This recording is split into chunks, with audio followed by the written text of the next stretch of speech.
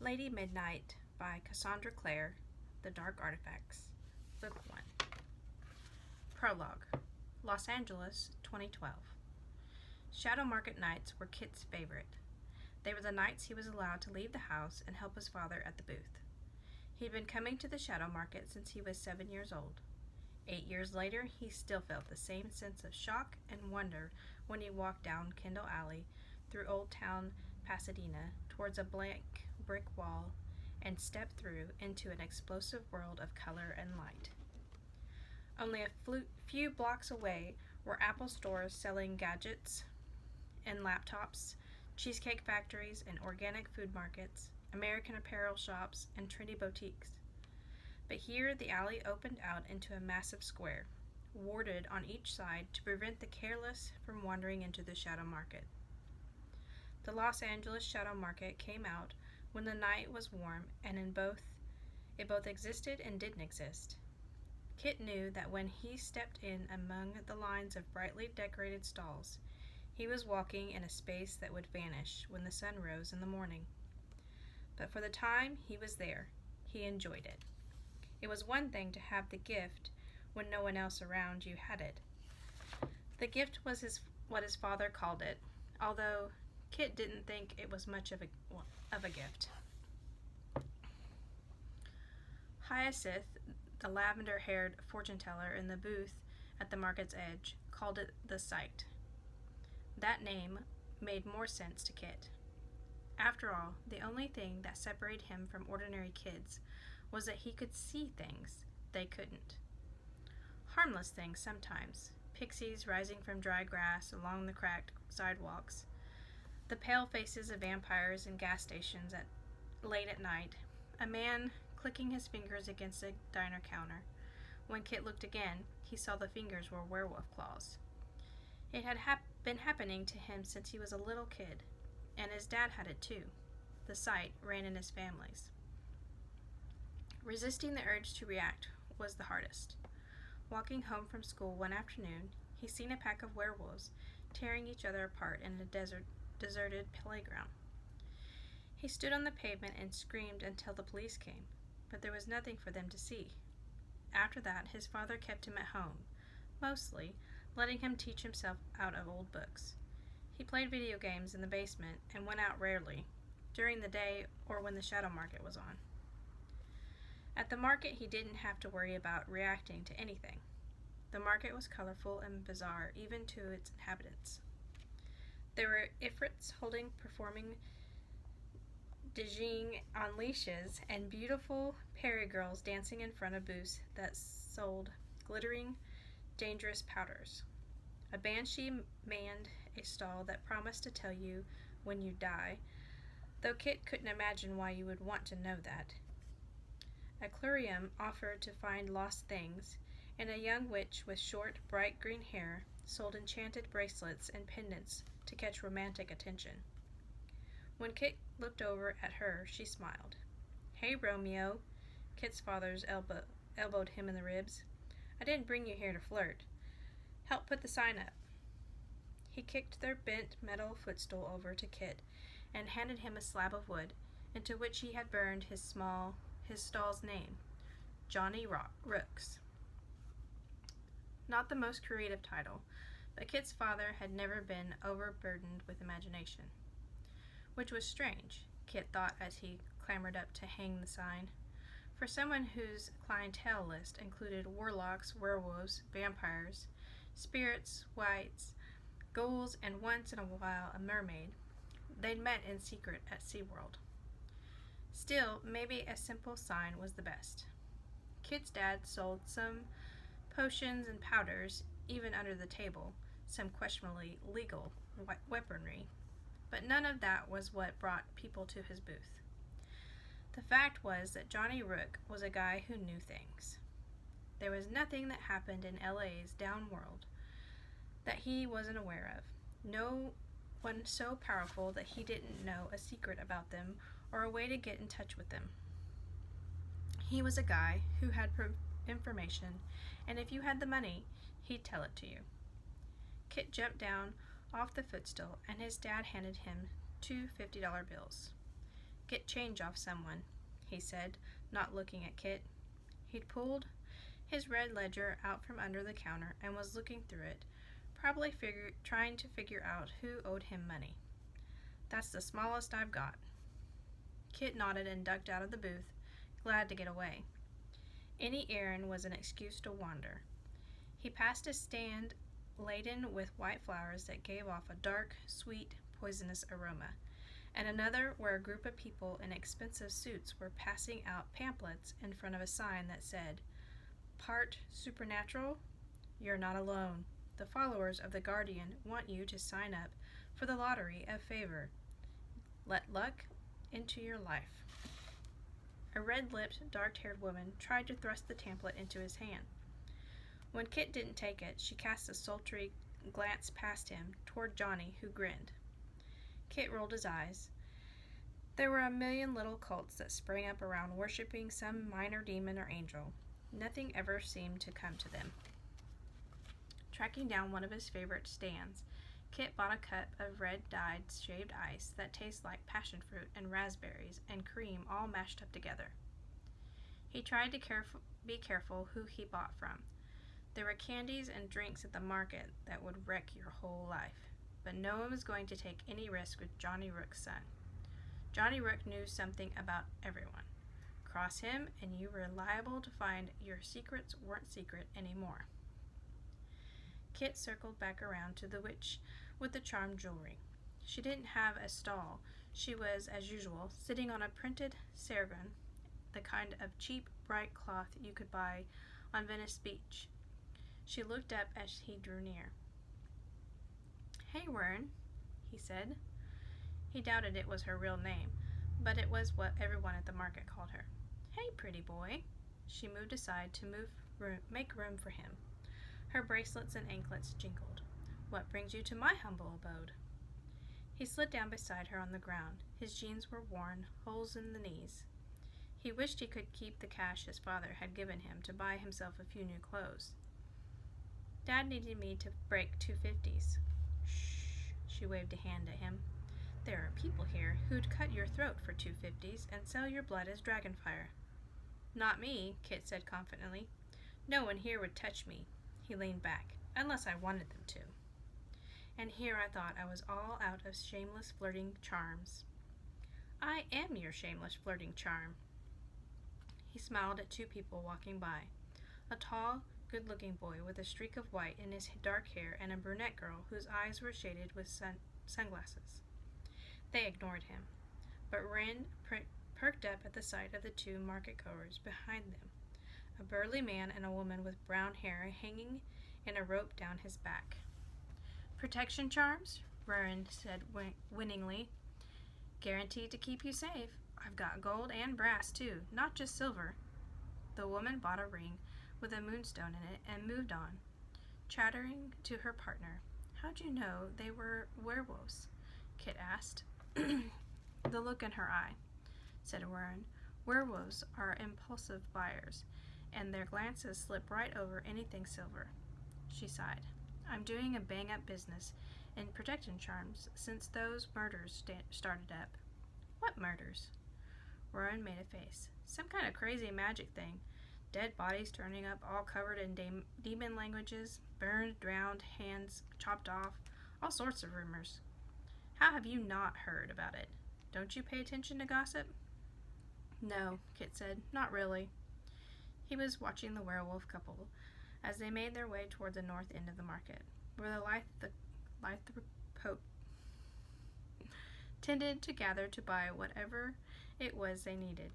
Tableware made out of wood or iron, wolfsbane tearaway pants, he hoped. Even though the market was meant to be a place where downworlders mingled, they tended to group together by type. There was the area where vampires gathered to buy flavored blood or seek out new subjugates from among those who lost their masters. Subjugates. There were the vine and flower pavilions where fairies drifted, trading charms and whispering fortunes. They kept back from the rest of the market, forbidden to do business like the others. Warlocks, rare and feared, occupied stalls at the very end of the market. Every warlock bore a mark proclaiming their demonic heritage. Some had tails, some wings, or curling horns. Kit had once glimpsed a warlock woman who had been entirely blue-skinned like a fish. Then there were those with the sight, like Kit and his father. Ordinary folk gifted with the ability to see the shadow world, to pierce through glamours. Ren was one of them, a self-taught witch who'd paid a warlock for a course of training in basic spells, but she kept a low profile. Humans weren't supposed to practice magic, but there was a thriving underground trade in teaching it. You could make good money provided you weren't caught by the shadow hunters, Roran said. How do you know? I was thinking about them. Because they're right over there, 2 of them. She jerked her chin to the right, her eyes bright with alarm. In fact, the whole market was tensing up. People moving too casually slide their bottles and boxes of potions and potens and death head charms out of sight. Leash Dijon creeped behind their masters. The pairs had stopped dancing and were watching the shadow hunters, their pretty faces gone cold and hard. There were 2 of them, a boy and a girl, probably 16 or 18. The boy was red-haired, tall, and athletic-looking. Kit couldn't see the girl's face, just masses of blonde hair, cascading to her waist. She wore a golden sword strapped across her back and walked with the kind of confidence you couldn't fake. They both wore gear, the tough black protective clothing that marked them out as Nymphadel. Part human, part angel, the uncontested rulers over every supernatural creature on Earth. They had institutes, like massive police stations, in nearly every big city on the planet, from Rio to Baghdad to Lahore to Los Angeles. Most shadow hunters were born what they were, but they could make humans into shadow hunters too if they felt like it. They'd been desperate to fill out their ranks since they'd lost so many lives in the Dark War. The word was they'd kidnap anyone under 19 who showed any sign of being decent potential shadow hunter material. Anyone, in other words, who had the sight. They're heading to your dad's booth, Rowan whispered. She was right. Kit tensed as he saw them turn down the row of stalls and head uneasily toward the sign that read Johnny Rooks. Get up, Rowan was at her feet, shooing Kit into a standing position. She leaned down to fold up her merch inside the cloth they'd been sitting on. Kit noticed an odd drawing on the back of her hand, a symbol like vines of water running underneath the flame. Maybe she'd been doodling on herself. I've got to go. Because of the shadow hunters? He said in surprise, standing back to allow her to pick up. Shh. She hurried away, her colorful hair bouncing. Weird, Kit muttered and headed back toward his dad's booth. He approached from the side, head down, hands in his pockets. He was pretty sure his dad would yell at him if he presented himself in front of the shadow hunters, especially considering the rumors that they were press-ganging every mundane with a sight under 19. But he couldn't help but want to eavesdrop. The blonde girl was leaning forward, elbows on the wooden counter. Good to see you, Rook, she said with a winning smile.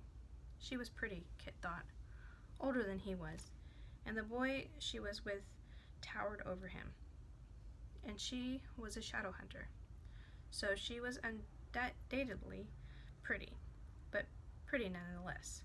Her arms were bare, and a long, pale scar ran from one elbow to her wrist. Black tattoos in the shapes of strange symbols twined up and down them, patterning her skin. One peeked from the V of her shirt. They were runes, the sorcerer's marks that gave the shadow hunters their power. Only shadow hunters could wear them. If you drew them on a normal person's skin or a downworlder's, they would go insane. And who is this? Johnny Rook asked, jerking his chin toward the shadow hunter boy. The famous Parabante? Kid looked at the pair with renewed interest. Everyone who knew about Nymphadel knew about Parabante. 2 shadow hunters who swore to be platonically loyal to each other forever, always to fight by each other's sides, to live and die for each other. Jace Herondale and Clary Fairchild, the most famous shadow hunters in the world, had been Pere Bonte. Even Kit knew that. No, the girl drawled, picking up a jar of greenish liquid from a stack by the cash register.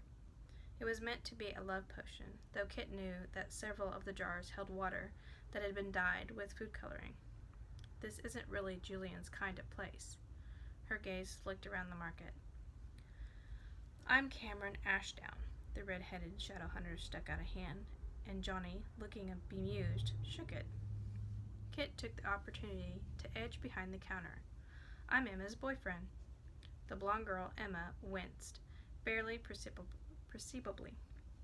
Cameron Ashdown might be her boyfriend now, Kit thought, but he wouldn't lay bets on him staying that way. Huh, said Johnny, taking the jar out of Emma's hands. So I assume you're here to pick up what you left.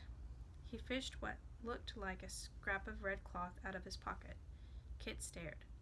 What could possibly be interesting about a square of cotton? Emma straightened up. She looked eager now. Did you find out anything?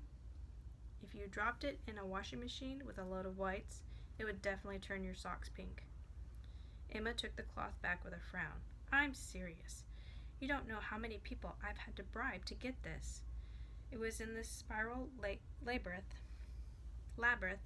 It's a piece of the shirt my mom was wearing when she was killed. Johnny held up a hand. I know, I was just... Don't be sarcastic. My job is being sarcastic and quippy.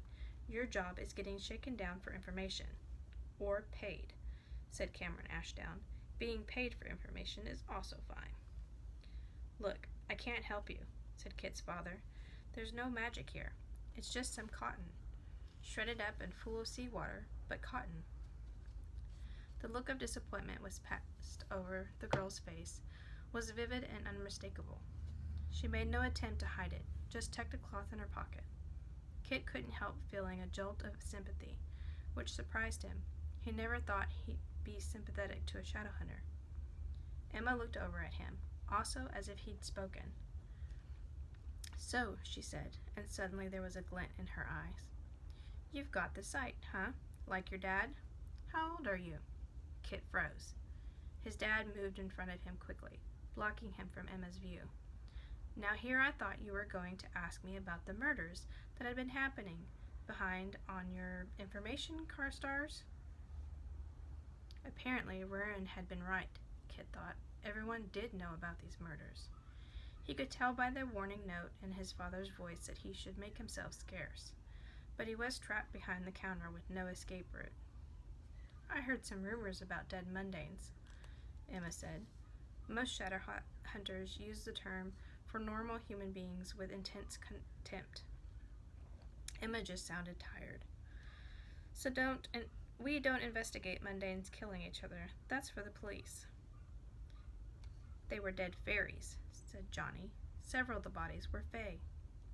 We can't investigate those, said Cameron. You know that. The cold peace forbids it. Kit heard a faint murmur from nearby booths, a noise that let him know he wasn't the only one eavesdropping. The cold peace was shadow hunter law. It had come into being almost 5 years ago. He barely remembered a time before it. They called it a law, at least. That what it really was a punishment. When Kit was 10 years old, a war had rocked the universe of downworlders and shadow hunters. A shadow hunter, Sebastian Morgenstein, had turned against his own kind. He had gone from institute to institute, destroying their occupants, controlling their bodies, and forcing them to fight for him as an unspeakable army of mind-controlled slaves. Most of the shadow hunters in the Los Angeles Institute had been taken or killed. Kit had had nightmares about it sometimes, a blood running through the hallways he'd never seen, hallways painted with the ruins of the Nymphil. Sebastian had been helped by the fair folk in his attempt to destroy the shadow hunters. Kit had learned about fairies in school, cute little creatures that lived in trees and wore flower hats. The fair folk were nothing like that. They ranged from mermaids and goblins and shark-toothed kelpies to gentry fairies, those who held high rank in the fairy courts. Gentry fairies were tall and beautiful and terrifying. They were split into two courts, the Seelie Court, a dangerous place ruled by a queen no one had seen in years, and the Unseelie Court, a dark place of treachery and black magic whose king was like a monster out of a legend. Since the fairies were downworlders and had sworn allegiance and loyalty to the Shadowhunters, their betrayal was unforgivable crime. The Shadowhunters had punished them viciously in a sweeping gesture that had come to be known as the Cold Peace, forcing them to pay huge sums to rebuild the Shadowhunter buildings that had been destroyed, stripping them of their armies and instructing other downworlders never to give them aid. The punishment for helping a fairy was severe. Fairies were a proud, ancient, magical people, or so it was said. Kit had never known them as anything but broken. Most downworlders and other denizens of the shadowy place between the mundane world and the Shadowhunters, one didn't dislike fairies or hold much of a grudge against them, but none of them were willing to go against the Shadowhunters either. Vampires, werewolves, and warlocks stayed away from fairies except in places like the Shadow Market, where the money was more important than the laws. "Really?" said Johnny. "What if I told you that the bodies have been found covered in writings?" Emma's head jerked up. Her eyes were dark brown, almost black, surprising against her pale hair. "What did you say?" "You heard me. What kind of writing? Is it the same language that was on my parents' bodies?" "Don't know," said Johnny. "Just what I heard. Still, seems suspicious, doesn't it?" "Emma," said Carmen warningly, "the Clave won't like it." The Clave was the Shadowhunter government. In Kit's experience, they didn't like anything. "I don't care," Emma said. She'd clearly forgotten about Kit completely. She was staring at his dad, her eyes burning. "Tell me what there is to know. I'll give you 200. "Fine, but I don't know that much, said Johnny. "Someone gets grabbed. A few nights later, they turn up dead." "And the last time someone got grabbed?" said Carmen. 2 nights ago, said Johnny, clearly feeling he was earning his payoff. "Body'll probably be dumped tomorrow night. All you have to do is show up and catch the dumper." "So why don't you tell us how to do that?" Emma said. "Word on the street is that the next body dump will be in West Hollywood, the Sepher Bar." Emma clapped her hands in excitement. Her boyfriend said her name again, warningly, but Kit could have told him he was wasting his time. He'd never seen a teenage girl this excited about anything. Not famous actors, not boy bands, not jewelry. This girl was practically vibrating to pieces over the idea of a dead body.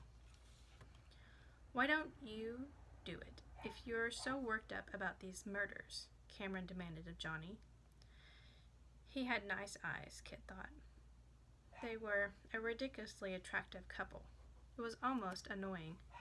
He wondered what the fabled Julian looked like. If he was sworn to be this girl's platonic best friend for eternity, he probably looked like the back of a bus. "Because I don't want to," said Johnny. "Seems dangerous. But you guys love danger, don't you, Emma?" Emma grinned. It occurred to Kit that Johnny seemed to know Emma pretty well. Clearly, she'd come around before asking questions. It was weird that this was the first time he'd seen her, but he didn't come to every market. As she dug into her pocket now, took out a roll of bills, and handed it over to his father, he wondered if she'd ever been in his house. Whenever clients came to their home, Kit's dad made him go down to the basement and stay there, not making a sound. "The kind of people I deal with aren't the kind of people you should meet," was all he said. Once Kit had wandered upstairs by accident while his father was meeting with a group of robed and hooded monsters. At least Kit thought they looked like monsters. Their eyes and lips were sewn shut, their heads bald and gleaming.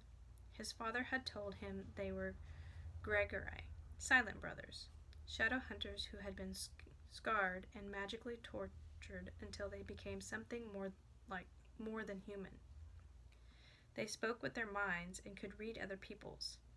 Kit had never come upstairs again while his father was having a meeting. Kit knew his dad was a criminal. He knew he sold secrets for a living, though not lies. Johnny prided himself on having good information. Kit knew his own life would probably follow the same pattern. It was hard to live normally when you were constantly pretending you didn't see what was going on in front of your face. "Well, thanks for the info," Emma said, starting to turn away from the booth. The gold hilt of her sword gleamed in the light from the market's illuminated stalls. Kit wondered what it would be like to be a Nephilim. I can't say that word. To live among people who saw the same things you did.